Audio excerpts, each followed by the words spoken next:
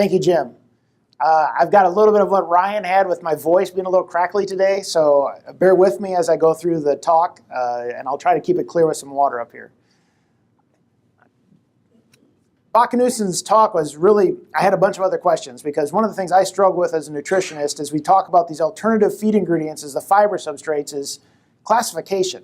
You talked about dietary fiber with total non-starch polysaccharides plus lignin, but yet we talk about NDF, or we talk about soluble versus insoluble and different fractions, and there's a whole other conversation I'd love to have with that discussion about which ones may cause problems with intake, not intake, and some other things down the road that I start seeing with some of these byproducts that we're messing with and trying to feed into our programs in nutrition. Well, what I want to share with you today is a project that we did with our colleagues at Top Pigs, and some of you may know John Eggert. He's the lead geneticist here in the United States and North America for Top Pigs. He was Dr. Schinkel's last PhD student in genetics. And William is their nutritionist in Europe.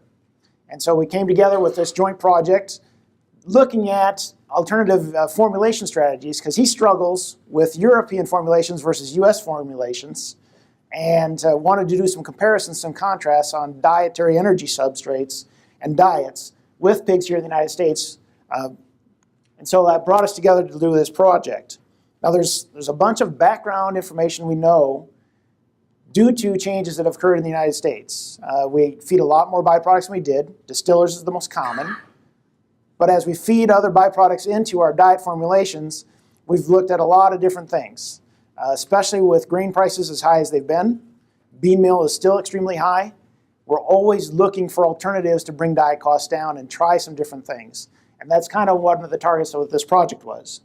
The other discussion with these folks and our colleagues here is, as we utilize these byproducts, is there different genetic populations that may use byproducts differently?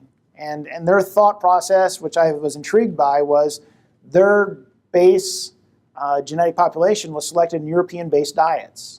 Higher fiber diets, which we're now facing and trying to use in the United States, could they handle the diets a little bit differently and a little better here and test that philosophy a little bit?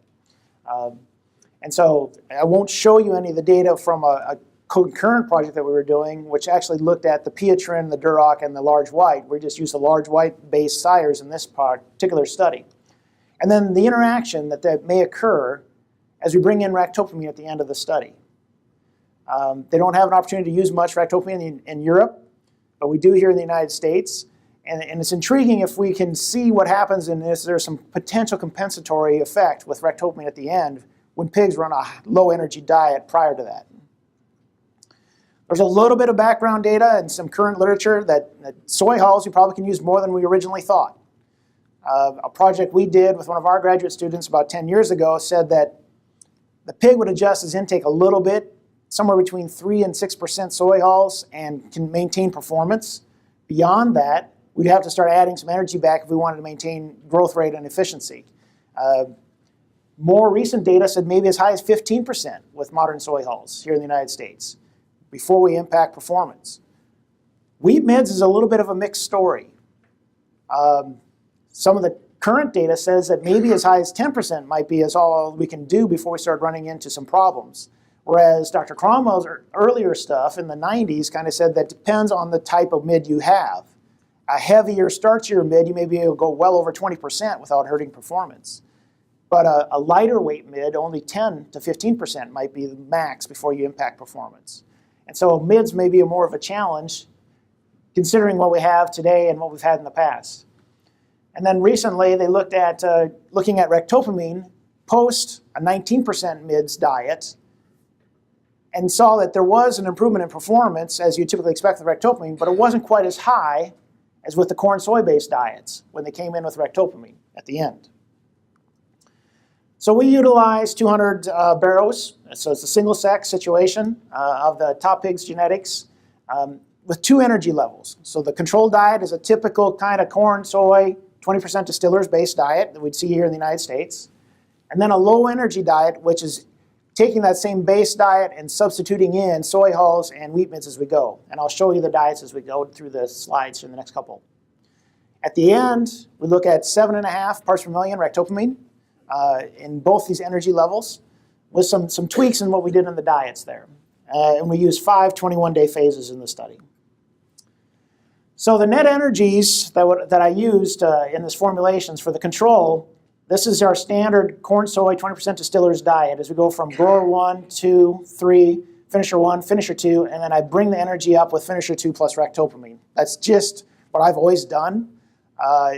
We have some data that we've published that it shows a response when there's added energy in that diet to ractopamine, at least in our situation. And so I tend to bring in a little bit of extra fat, 3 to 5%, depending on if it's barrels or gilts, to that ractopamine diet. But you can see basically in the US, our net energies tend to be pretty flat if we have a standard kind of program.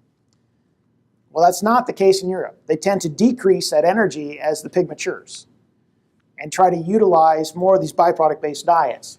And so we have the same energy in the first phase, but then it continually declines on a net energy basis right up through finisher 2, right up to market. Or I bring up the energy a little bit closer to our grower 1 diets when we feed ractopamine in that lower energy kind of base system. And so that's kind of how I put the diets together and what we did in that regard. So looking at the diets, and then this is really busy slide, so I'm going to just go slowly through this. These first 3 bars are the control-based diets, grower 1, 2, and 3. The low energy diets, grower 1, 2, and 3. And right here's kind of the key components. Soybean hulls and wheat mids go from 2 and 5% to 4 and 10 to 5 and 15 as we step down the energy in the diets. But they were all balanced on a SID lysine to net energy basis. So we're trying to maintain that energy to amino acid ratios. As we look at the last couple of phases, and then with or without ractopamine, it's the same thing. The low energy diets are now going to 6% soy hulls and 70% mids, essentially 8 and 20. And then with ractopamine, I brought that energy back a little bit. But the other issue we have with ractopamine is we still have to meet that label of 16% crude protein, right? So you also have to throw that factor in when you're trying to formulate that ractopamine diet and still meet label issues. So as you get their formulations, you're getting down here in the 2300 range for that last phase in net energy, but maintaining that same SID lysine to energy ratio across those treatments. We did scan the pigs at the end of the study, as well as got individual carcass data at Indiana Pack, along with the belly IV values. The belly samples were taken right below the first teat at the midline of the belly. One of the unique things we did is this study was done at our 12-room environmental facility. So we were able to then run these diets, since there was only 2, one down each side of our room, and have a manure pit on each side. So we could collect nutrient excretion issues and outputs. And I won't have time to cover that today, but there are some differences as you'd expect related to what that diet contained and what we have as manure output. The data I analyzed as just 2 treatments up to day 84 when we split into the ractopamine-based diets, and then as a 2x2 from there. So this is some of the data you don't have in your proceedings. So I kind of broke down every 3-week period so you could see what was kind of happening within the project. So this is the first period. So there's 2% soy hulls and 5% mids in that low energy diet, so our low energy column here. And I added additional fat to that diet to make it isocaloric. Okay, so in theory, they should have done fine. They should have been equal in performance, but that's not what happened. We ended up losing about 1.3 kilos in body weight by the end of this period due to lower average daily gain, lower feed intake, lower net energy intake, and slightly a trend for a slightly poorer feed efficiency. Now the gain per net energy intake was also off just a little bit, but those are both trends. But even though the diets were similar in net energy, just that little bit of soy hulls and mids as an initial exposure dropped feed intake, dropped performance in gain, which I did not think would happen. I thought we'd have identical performance in these first period. But each of these represents before we do the split, that's 20 pens of pigs on each of those diets. So it's a pretty good number. As we start to up the mids and the soy hulls now to 4 and 10% in the second phase, again, gain is a little bit interesting in that the pigs have seemed to acclimate to the diet a little bit. Even though there's a little more hulls and a little more mids in there, performance has come back a little bit. It's similar to our control pigs. Feed intake is similar. We look at the net energy is a little bit lower intake, though. They did not increase their intake to get to that gain. So that means our efficiency was a little bit better. And our net energy efficiency is better as well. So gain per net energy intake is improved. And they closed that gap in the weight just a little bit in the second period. So time to adapt to that higher fiber diet seems to have helped a little bit when we got into this next level. But then things start turning back the other direction. As we get up to 5% soy hulls and 15% mids, they start to slow down a little bit in gain. They do not increase their intake. It's identical to what the control pigs are, which changes that net energy intake per day to be slightly lower on that low energy diets, leading to poorer efficiency. But as a net energy utilization side, it's more efficient. So that kind of surprised me.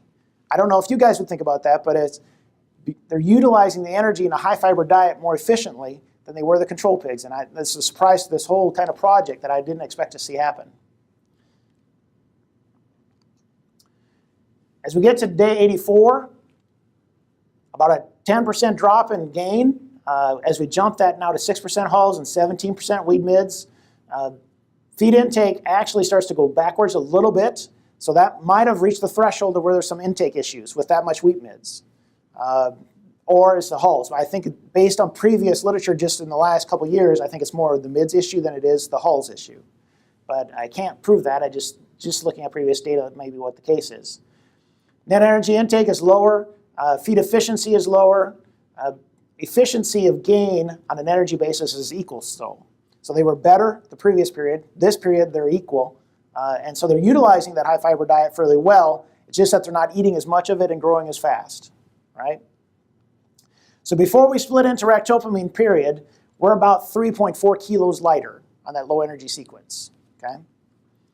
So not maintaining gain, but we didn't expect we'd maintain all of it. But it's interesting to see how the pigs do utilize it as they adapt to that high energy or low energy diet comparatively. So overall, there is a reduction in gain. This table you do have in your proceedings. Feed intake is not different, although there's a numerical reduction there.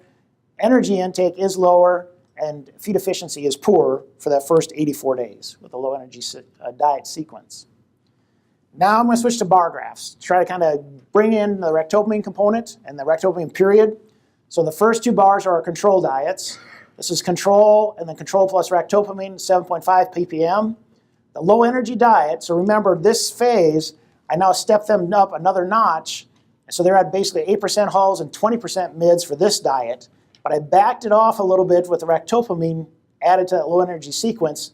So it's the same as the 4% hulls, 10% mids of grower 2, okay? Trying to add more energy, but also to meet that ractopamine label for crude protein. So what we have is really just a ractopamine effect. There's no difference on the energy side during this last period, but you have a nice improvement in performance and average daily gain, whether they were on the lower energy diets or if they were on the control diets. What I only see as a numerical jump, about 40 grams per day, is that low energy plus ractopamine over the ractopamine in the control pigs. So I got a little bit of what I thought I would see, but not quite everything of what I expected. Feed intake, the low energy pigs, this is the only phase where they ate more, significantly more, than the control pigs. So I don't know what exactly happened in that time period of switching. We've gone up in the ingredients. This one we actually went backwards, so they actually got less in their diet, which might explain that one. But this one increased mids and soy hulls again, and yet they increased their intake. So finally, I saw what I thought I would see. Some intake increase to maintain performance. The first 84 days, they didn't read the book. I don't know what happened there. Feed efficiency, not sure what happened to that value. Transition between Microsoft and Apple, I guess, right, Scott? But it was very similar feed efficiency. The bar is correct. So we picked up the feed efficiency response. There is an energy difference right there where the low energy diets were less efficient, and they've been less efficient pretty much all along throughout the study, and that maintained during the final period. Final body weights of those pigs. So the ractopamine in the control pigs went up about 3.5 kilos for that last 21 days. In the low energy pigs, we picked up almost 6 kilos in body weight. That's a lot of body weight in 21 days to make up. Because at the start of ractopamine, these two were identical in weight. We get paid on carcass, though. We don't get paid on live weight, right? And so the important thing is to look at the carcass weight side. And so we're at 4 kilos more carcass weight in the control pigs, and we're at that same 6 kilos improvement in carcass weight. The neat or interesting thing of this project, I think, is that I can feed this low-energy diet in the last 21 days, possibly come in with a ractopamine program, and get the exact same performance on a carcass basis as my control pigs, with a lot cheaper diet up to that point. I'll show you that slide at the end. It's not in your book. But that's maybe a unique way to use our high-fiber byproducts and our ingredients, and then use another technology like ractopamine at the end to boost that performance back. Carcass yield, as you'd expect, ractopamine improves carcass yield. We see that reduction due to the higher fiber diets throughout their lives, lower carcass yield due to that gut fill. Carcass belly IV values, they went up due to ractopamine and energy both. And so this is a little bit larger jump than what we typically would see with ractopamine. The big question I think that I've been asked by more people is why the low energy pigs went up in IV value. And the only thing I can come up with myself, and thinking through this, is those pigs were shorter on energy, period, the whole life. And so they had less glucose, less starch in their system to digest and utilize, so they had less to deposit in their back fats. They were about 1.5 to 2 millimeters leaner as well, so those lipid cells were less filled. And so if that is the case, they have less de novo. And so that would therefore increase your IVs just because of the natural the fatty acids that are in the cell walls are going to be non-saturated. Net energy efficiency during the ractopamine period. So that ractopamine feeding really improves net energy efficiency. Identical efficiency on an energy basis, whether it's control pigs or low energy pigs, which is kind of what they've been doing all along throughout the study, which is fairly interesting on what they're doing there. If we look at the whole grow finish period, 105 days, ractopamine carried that through into the overall period of being more efficient on an energy basis, and we maintain at 0.04 that energy response of the low energy pigs due to that first 84 days being more efficient on an energy basis than the control pigs, which is the surprise to me in this whole project. On a carcass basis, which is what we actually market, we have that ractopamine response, but we lose that energy response. So most of that appears to be an efficiency of holding that gut mass, right, and that gut population, because the previous one was based on live weight, this one's based on cell weight, carcass weights, okay? And they have lower carcass yields on our low energy diets. So as I mentioned, I was going to end up with the last slide, talking a little bit about the economics. So this project was ran last summer through the fall, and so I used USDA prices to come up with the feed costs for these diets, okay? So it's just straightforward last summer into last fall's ingredient pricing. And what I figured out was the cost of feed per pig. And so we see a big effect of ractopamine and energy on the cost of those pigs based on a pen basis and then divided out by the 5 pigs per pen. So we're running about $10, not quite $10 on an average less for the low energy diets per pig in feed costs and feed costs per kilogram of body weight gain. The ractopamine increases our feed costs because it's a more expensive compound, right? Plus we have to increase the nutrient profile of that diet. We have to bring bean meal back in. You add some cost back to that. But if we look at the value of the carcass gain of those pigs, so I just used roughly $2. That's what the price was when we sold those guys last fall per kilogram of carcass weight. This is the value of that carcass gain, assuming a constant at the beginning of the experiment. And so you see we picked up about $8 with ractopamine in the control pigs in carcass value. We picked up $12 with ractopamine in low energy diets. a big jump in what that was. And that was partly due to getting that carcass weight back when we brought ractopamine in on that previous slide, right? And those are both significant on energy and ractopamine. The unique thing that you start looking at and you start thinking about is this next one, income over feed costs. We see the same kind of responses where the ractopamine had a big effect, but the energy did not. Those are almost identical values. We do have $1 less in the low energy pigs controlled relative to the control pigs, but we have almost similar in the low energy or control with ractopamine in the diets. The unique thing that I talked about just a few minutes ago is I've got these pigs produced for about $4 less per pig in feed costs if I use the low energy feeding program plus ractopamine at the end compared to not using ractopamine at all and just using a controlled normal feeding program. And when I get down here to the bottom line, I've produced them for $5, $4 less, and I've got all this additional revenue as well. So it's now a $5 swing when you start tying in feed costs and income over that carcass basis. So I think we can probably look at this as one way of looking at some opportunities to use some byproducts and maybe another technology at the end to get an improved performance. One of the things that is likely to change, a whole nother set of byproducts may change the whole scenario, right? This is just one scenario, one step up program, trying to adapt the pig to that high fiber diet. He never read the book and increased his intake until the very last period.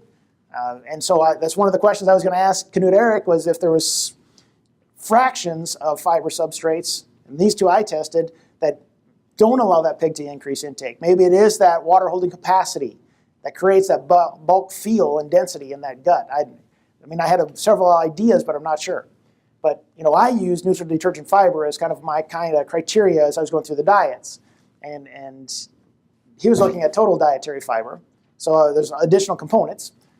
So there's a lot to discuss and look at these byproducts and how we should use them. But this may be one opportunity to start looking at and thinking about our formulations and doing some things differently.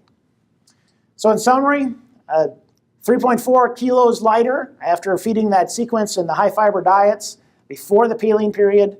We add the Paylean to it, we can get them back to the control pigs. The ractopamine was effective in both programs. It worked very well. The net energy utilization was actually better for the low energy pigs, which surprised me in this study. And I don't know on a net energy basis quite why that was, unless we just have slightly wrong estimates for net energy in these feedstuffs. I mean, that's a possibility. And I don't deny that that may be part of it. The profitability was greatest, obviously, the ractopamine feeding program, reduced with the low energy, but when we put the combination together, low energy plus ractopamine probably gave us the best opportunity to reduce our feed costs and improve our income. And so it was a nice little project that we put together. So with that, thanks the support and the cooperation with Top Pigs and our colleagues there, and I'd happy to entertain any questions.